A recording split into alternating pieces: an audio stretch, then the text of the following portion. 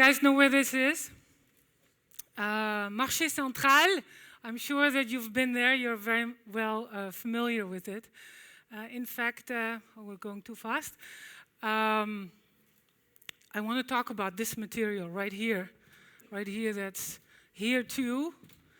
And it's under this car. It's on top of this roof. And it's asphalt. Very dumb material. However, it is everywhere. And in fact, the asphalt landscape is our most important public landscape, more important than parks or gardens. It's the landscape that we use every day. And it's goddamn ugly. But why is there asphalt? And this is why. Imagine Henry Ford promoting the Model T for everyone.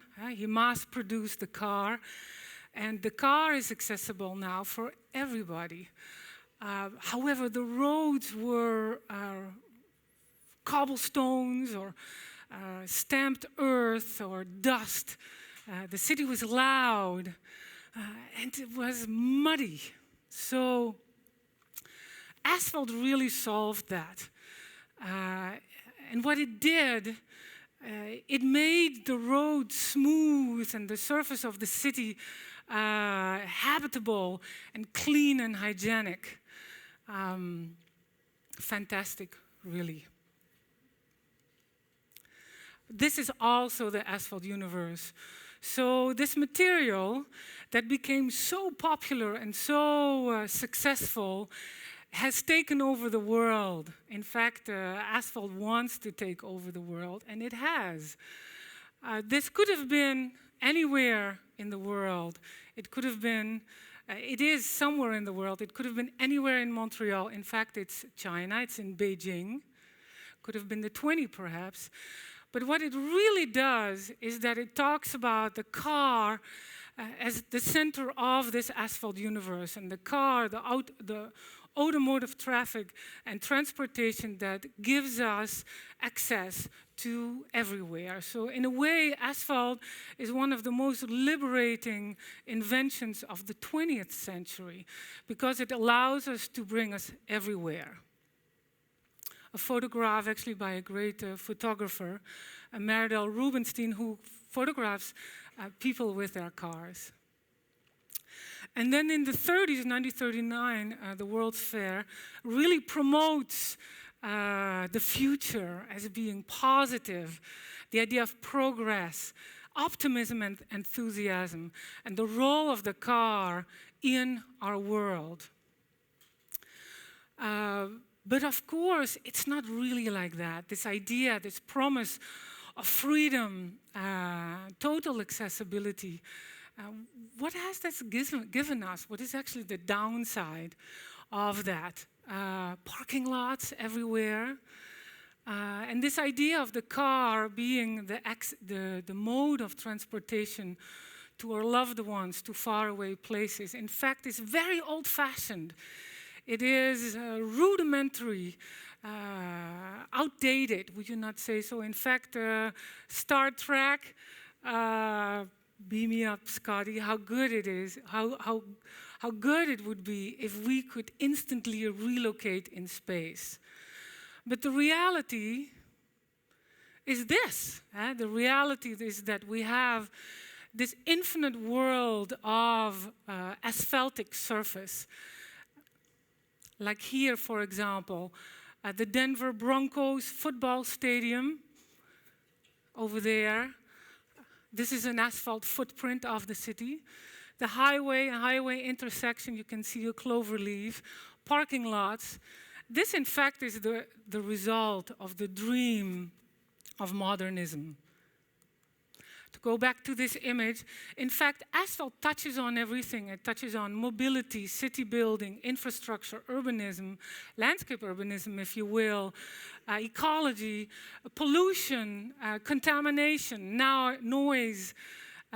Everywhere is asphalt in our lives.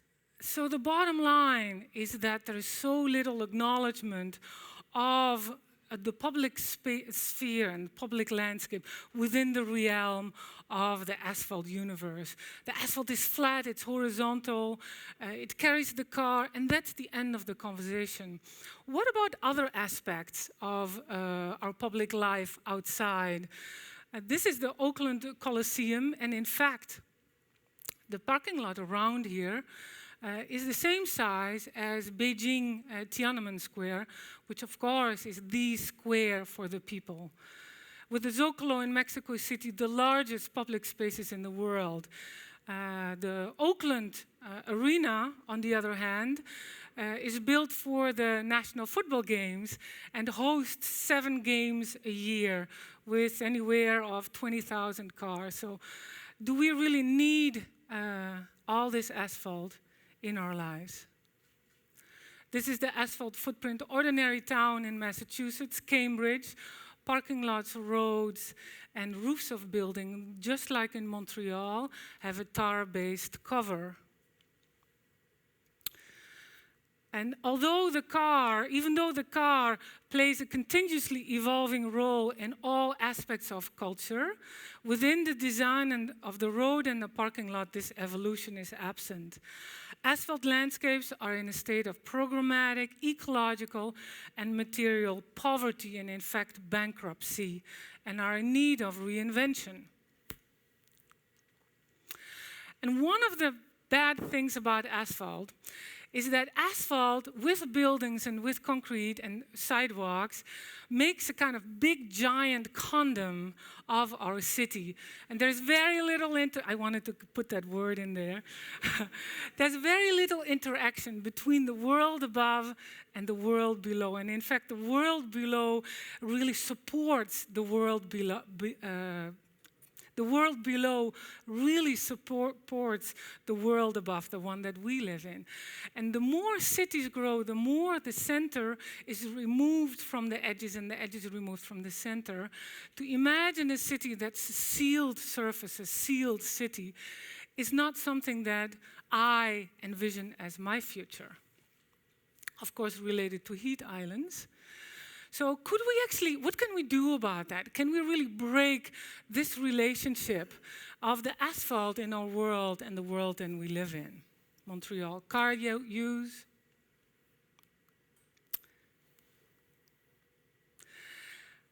Did you know that asphalt is also one of the greenest materials, more green in fact than paper, that it can be recycled infinitely? You grind up the road, put it back in a mix, put it back down. And the bitumen, the glue that holds everything together, in fact, is 4% of an asphalt surface and is a byproduct of the oil industry. The idea that we use a leftover material for the road making, I like that.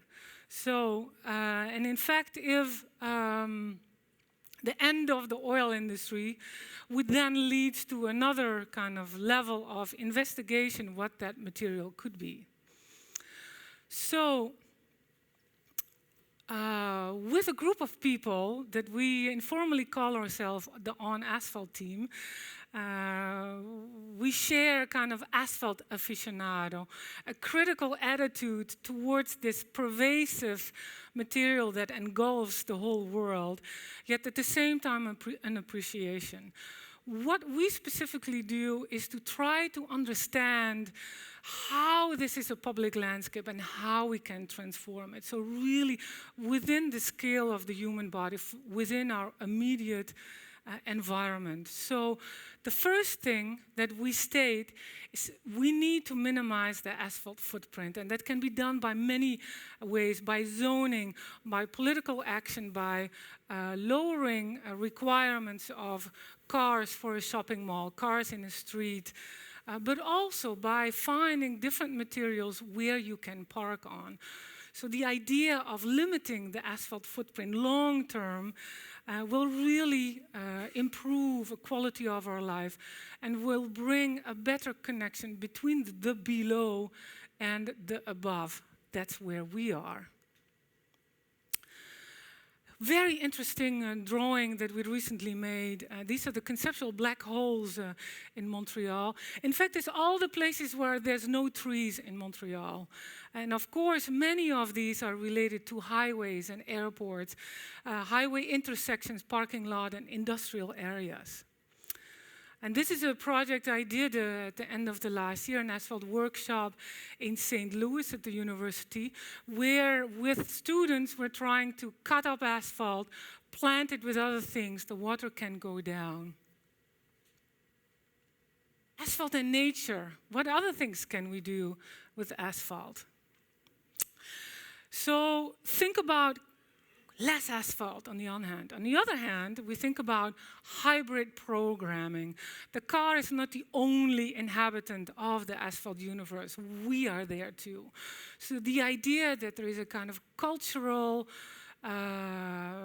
transformation of the asphalt universe that includes art, that includes different programming, that includes nature, water, hydrology, so that the world around us that's asphalt-based becomes much more dynamic, much more visually interesting, and really becomes a new ecosystem, an asphalt ecosystem, if you wish. So think about changing the asphalt surface and bringing water down.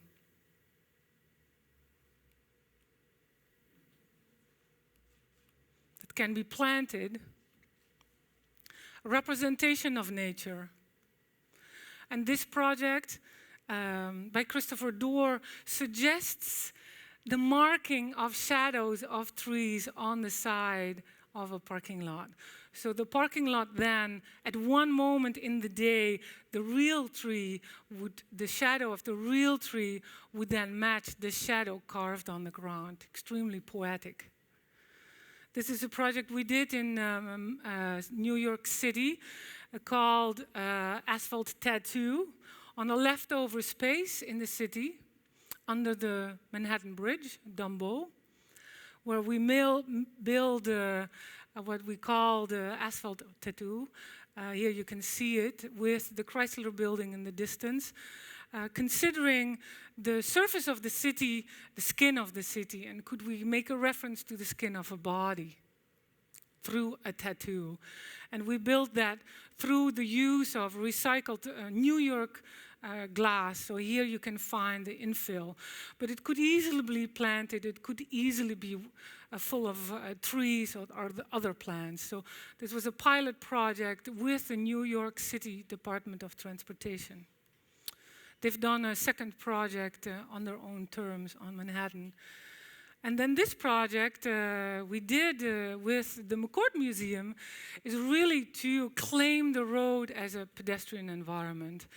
And as designers, we interpreted this road as a space that in the near future will be transformed as a public space, as a pedestrian space.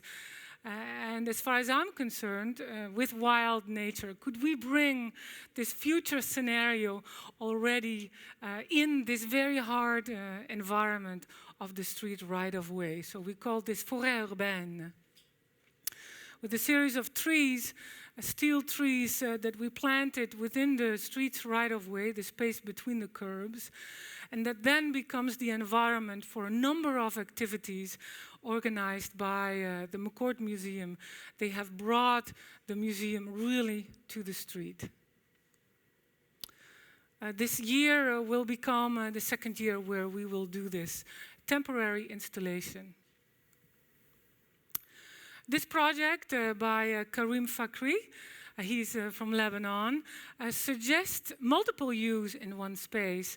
As this 20-car parking lot is in front of a theater, he suggests that this space could be, during the day, be a parking lot for cars, and at nighttime could become a performance space related to a theater across the road. So the idea of multiple programming happening in one space is important.